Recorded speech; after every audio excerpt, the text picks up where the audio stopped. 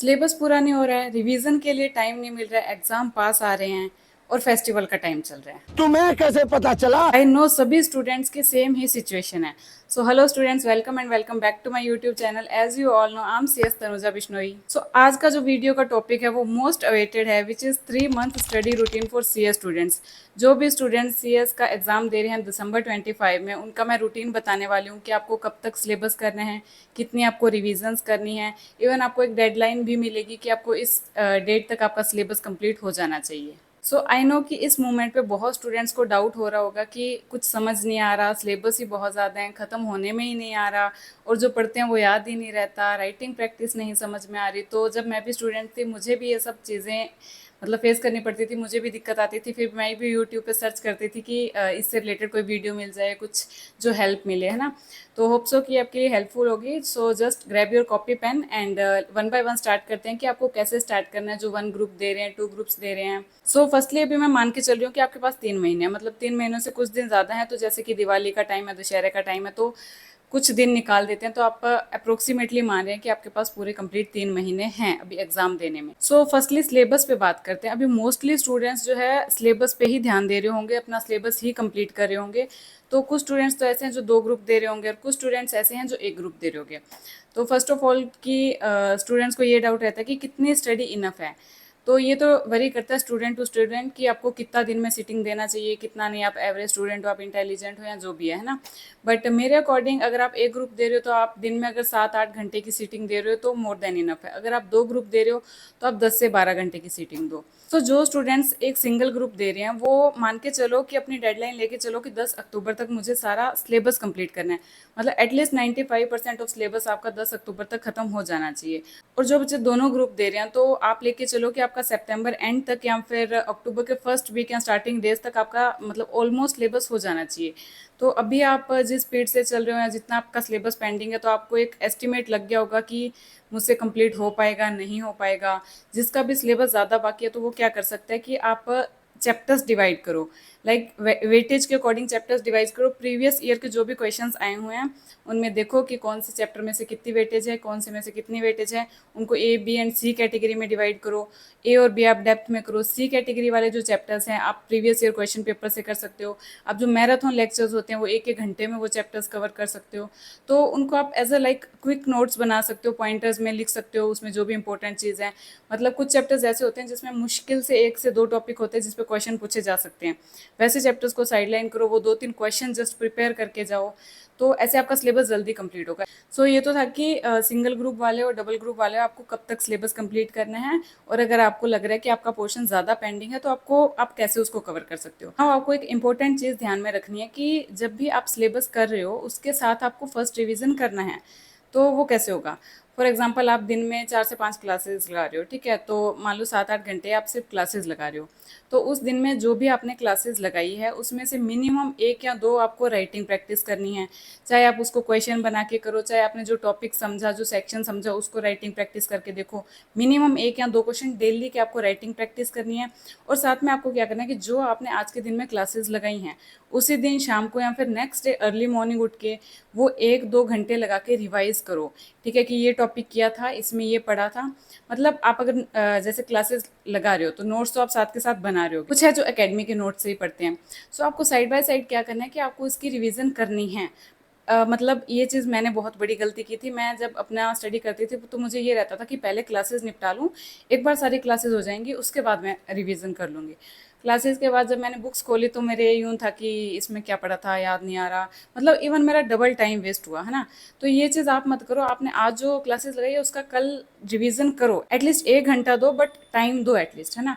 साथ में writing practice करो। तो इसके साथ क्या होगा कि आपका मान के चल रही हूँ कि अक्टूबर फर्स्ट वीक तक आपका सिलेबस कवर हो रहा है, साथ में आपकी फर्स्ट रिवीजन हो रही है और कुछ कुछ राइटिंग प्रैक्टिस भी हो रही है ना। अक्टूबर फर्स्ट वीक के बाद आपकी second revision any how start हो जानी चाहिए। ठीक है। तो इस सेकंड रिवीजन में आप क्या करोगे, आप बुक से इन डेप्थ पढ़ोगे कि आपने क्या क्लासेस में पढ़ा था, ठीक है। साथ के साथ आप मैं ये सुजेस्ट करूँगी कि जो टॉपिक आपको मुश्किल जा रहा है, कई बार ऐसा होता है कि बहुत से टॉपिक सिमिलर होते हैं बट उसमें कुछ 1-2 पॉइंट्स का डिफरेंस होता है। और कई बार ऐसा होता है कि कोई टॉपिक लास्ट एग्जाम मोमेंट तक भी हम पढ़ रहे हैं तो भी समझ नहीं आ रहा कि ये क्या है। ठीक है। तो उस सेकंड रिवीजन के टाइम आपको वैसे टॉपिक्स का एक शॉर्ट वॉइस नोट बना लेना है और उस वॉइस नोट को उसी सेम टॉपिक के नाम से सेव कर लेना है और नोट्स में या फिर बुक में वो मार्क कर लेना है कि इसका मैंने रिकॉर्ड करके रखा है, ताकि क्विकली आप जब भी कभी वापस वो रिवाइज कर रहे हो तो उसको 2x पे आप सुनो तो आपको क्लैरिटी मिले कि ठीक है इसमें ये था, आपको वापस से सारी थ्योरी नहीं पढ़नी पड़े। ठीक है, तो आप ये वॉइस नोट वाला यूज़ कर सकते हो, या फिर आप क्या करो कि इंडेक्स बनाओ हर चैप्टर का, नोटबुक पे एक डेप्थ इंडेक्स बनाओ। उस इंडेक्स में लाइक एक चैप्टर में 10 टॉपिक्स हैं, 10 में से एटलीस्ट 5 मान लो इंपॉर्टेंट है, 5 कुछ मतलब जैसे कोई खास इंपॉर्टेंट नहीं है ना, तो उन 5 के आगे आप पॉइंटर्स में लिखो कि इसमें ये कवर्ड है, इसमें ये कवर्ड है, इसमें ये 5 पॉइंट है, इसमें ये 10 पॉइंट है, मतलब वो चीज़ आप लिखो। क्योंकि फिर जो आप नेक्स्ट रिवीजन करोगे ना उसमें आपको, या फिर एग्जाम टाइम में क्या होगा कि आप इंडेक्स खोल रहे हो, आप अपने नोट्स खोल रहे हो, इंडेक्स में देख रहे हो ठीक है ये कवर ये इंपॉर्टेंट नहीं है, सिर्फ ये करना है, इसके अंदर ये है, तो आप ऐसे करके बहुत आसानी से कर सकते हो। तो ये करना है आपको सेकंड रिवीजन के टाइम। तो अभी सेकंड रिवीजन जो आपके कब तक कंप्लीट हो जानी चाहिए, आपका नवंबर फर्स्ट वीक में, या फिर जो बोथ ग्रुप दे रहे हैं वो तो कोशिश करो कि अक्टूबर एंड तक आपकी सेकंड रिवीजन कंप्लीट हो जानी चाहिए, और जो सिंगल ग्रुप दे रहे हैं वो आप थोड़ा सा नवंबर तक एक्सटेंड कर सकते हो ना। सेकंड रिवीजन के बाद आपको क्या करना है, थर्ड रिवीजन के टाइम आपको जो भी, क्योंकि अभी ऐसा टाइम है कि आपका सिलेबस ऑलमोस्ट कंप्लीट है, आपका सारे सिलेबस का रिवीजन हो चुका है, तो इस टाइम आप प्रीवियस ईयर क्वेश्चन पेपर्स उठा सकते हो जो कि पूरे सिलेबस में से आते हैं। तो मैं ये कहूँगी कि आप हर सब्जेक्ट के at least 2 question paper previous year के सॉल्व करके जाओ। पहला आपने सेकंड रिवीजन के जस्ट बाद उठाया, आप देखो, आप अपना टाइमर लगाओ, उसको सॉल्व करो, आप देखो कि आपको टाइम में इशू आ रहा है, टाइम मैनेजमेंट में, या फिर आपको समझ ही नहीं आ रहा कौन से चैप्टर में से है, तो उस पेपर में आपको वीकनेस पता लगेगा। देन आपको क्या करना है कि जो टॉपिक्स आपके वीक है, जो चीज़ें आपको समझ नहीं आ रही है, वो आप अगेन एक क्विक रिवीजन दो, अपने मैराथन से देखो, अपने जो वॉइस नोट बनाए थे उससे देखो, अपने इंडेक्स से देखो, या फिर जो आपने क्लास में नोट्स बनाए थे उनसे देखो। ठीक है, तो ये आपको करना है, एंड देन ये सारा एक बार रिवाइज कर लेते हो, उसके बाद आप अपना सेकंड वाला एग्जाम उठाओ, देन देखो कि कितनी इंप्रूवमेंट है। मतलब थर्ड रिवीजन में आपको क्या करना है कि 2 एग्जाम उठाने हैं, पहले एक देखना है कि आप कहाँ स्टैंड कर रहे हो, देन आपको उसको इम्प्रूव करना है, देन आपको सेकंड उठाना है कि ठीक है मेरी क्या इंप्रूवमेंट्स है। ठीक है, तो ये चीज़ आप कर सकते हो। सो ये हो गया थर्ड रिवीजन, जो कि आपकी ऑलमोस्ट चलेगी नवंबर 25 तक, या फिर नवंबर के मंथ तक आपकी चलेगी। ठीक है, सो 3 रिवीजन हो गई, जो कि I think more than enough है कोई एग्जाम क्रैक करने के लिए। ठीक है, जिसमें आपकी राइटिंग प्रैक्टिस इंक्लूड हो गई, आपको सारे टॉपिक्स कवर हो गए आपके, है ना। अभी आपके पास टाइम है, क्योंकि एग्जाम 21 या 22 दिसंबर से स्टार्ट होते हैं। ठीक है, तो अभी भी आपके पास 20 दिन का टाइम है, 20 नहीं तो आप 5 निकाल दो, चलो फर्स्ट एग्जाम के लिए अपन 2-3 दिन पढ़ते हैं, तो स्टार्टिंग के 5 दिन निकाल दो, फिर भी आपके पास 15 दिन है। इन 15 दिनों में आप वो टॉपिक्स उठा सकते हो तो जो आपको लगता है कि ये मुझे हार्ड जाते हैं, और ये शायद एग्जाम के एक दिन पहले मैं करने बैठूँ तो शायद मुझसे नहीं होगा, है ना। कुछ टॉपिक होते हैं हम ऐसा मार्क करते हैं कि यार एग्जाम के सेम डे हम ये नहीं पढ़ पाएंगे, तो वैसे टॉपिक्स उन 15 दिनों में मतलब आप उठा सकते हो। 2-2 दिन डिवाइड करो एक सब्जेक्ट के लिए कि ठीक है 2 दिन या 3 दिन इसको दे रहा हूँ, 2 दिन इसको दे रहा हूँ, तो उन 2-3 दिनों में आप वो पूरी बुक गो थ्रू करो, पूरा इंडेक्स देखो कि मेरे ठीक है मैंने 80% कवर कर लिया। फिर ये जो फोर्थ रिवीजन होगी, इसके बाद क्या होगा कि आप एग्जाम के बाद, एग्जाम के जो दिन में आपको थोड़ा बहुत टाइम मिलता है, 8-10-12 घंटे जो आपको मिलते हैं 2 एग्जाम्स के बीच में टाइम, तो उसमें आप सारा जो रिवीजन है वो क्विकली कर सकते हो। सो ऐसे आपकी 4 रिवीजन्स कवर हो जाएंगी। तो इसी शेड्यूल के साथ अपनी 4 रिवीजन्स कंप्लीट होती हैं। फर्स्ट जो आप अपने सिलेबस के साथ करोगे, सेकंड जो इन डिटेल रिवीजन होगी, एंड थर्ड रिवीजन जो आप पेपर सॉल्विंग के टाइम पे करोगे, एंड फोर्थ जो पेपर सॉल्विंग के बाद आपको लगेगा कि मेरे वीक टॉपिक्स हैं, आप उनको उठाओगे।